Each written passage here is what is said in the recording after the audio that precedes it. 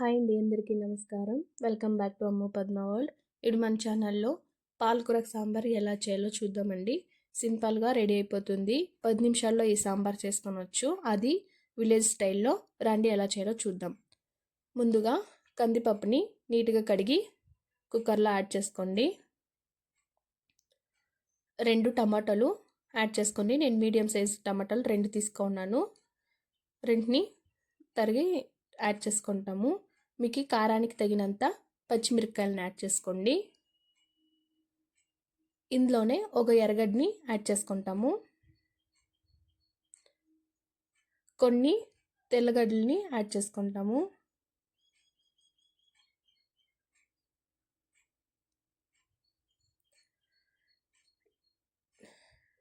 ఇప్పుడు నీట్గా కడిగి పెట్టుకున్న పాలకూరని ఇందులో యాడ్ చేసుకుంటాము.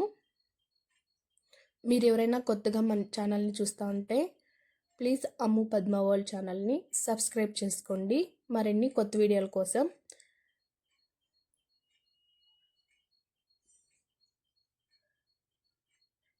ఇందులో రుచికి సరిపడంత ఉప్పుని యాడ్ చేసుకోండి. ఇప్పుడు పెద్ద గ్లాస్లో 1.5 గ్లాసు నీళ్ళని ఇందులో యాడ్ చేసుకుంటాము. నీళ్ళు యాడ్ చేసుకున్నాక కుక్కర్ ముచ్చులు వేసి 2 విజిల్లు కూపించుకుంటాము. ఒక మిక్సీ జార్ తీసుకొని అందులో కొంచెంగా టెంకాయ యాడ్ చేసుకొని మనం ఉడికించి పెట్టుకున్న పాలకూరని ఇందులో యాడ్ చేసుకుంటాము. ఇందులోనే కొంచెంగా కందిపప్పును కూడా యాడ్ చేసుకోండి.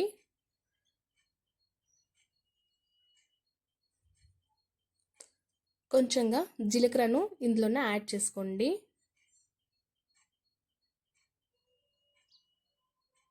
ఇప్పుడు దీన్ని మెత్తగా మిక్సీ పట్టుకుంటాము. చూడండి, మనము పాలకూరని మిక్సీ పట్టుకున్నాము. ఇప్పుడు మనం ఉడికించి పెట్టుకున్న కందిపప్పులో దీన్ని మిక్స్ చేసుకుంటాము. దీన్ని పోసి కలుపుతామండి. మీకు ఎంత నీళ్ళు కావాలనో ఇప్పుడే యాడ్ చేసుకోండి. మనం నీళ్ళు యాడ్ చేసుకున్నాక ఒక 5 నిమిషాలు స్టవ్ పైన పెట్టి వెయిట్ చేస్తామంటే పాలకూర సాంబారు రెడీ అయింది. చూడండి, పాలకూర సాంబారు రెడీ అవుతుంది. ఇలా ఒక 5 నిమిషాలు వెయిట్ చేసినామంటే మనకి ఎంతో రుచికరమైన ఆరోగ్యకరమైన పాలకూర సాంబారు రెడీ అయినట్లే. ఇది సంగటి జొత్ల అన్నం జొత్ల తింటే చాలా టేస్టీగా ఉంటుందండి పాలకూర సాంబారు. మీరు ఇలా ఒకసారి ట్రై చేసి చూడండి. ట్రై చేసి చూసి ఎలా ఉందని కామెంట్ బాక్స్లో కామెంట్ చేయండి. చూడండి, పాలకూర సాంబారు రెడీ అయింది. మనం సర్వ్ చేసుకుంటాము. మీకు ఈ వీడియో నచ్చింది అనుకుంటున్నాను. మీకు ఈ వీడియో నచ్చినట్లయితే ఒక లైక్ చేయండి, షేర్ చేయండి, కామెంట్ చేయండి, మన ఛానల్ని సబ్స్క్రైబ్ చేసుకోండి. Thank you for watching.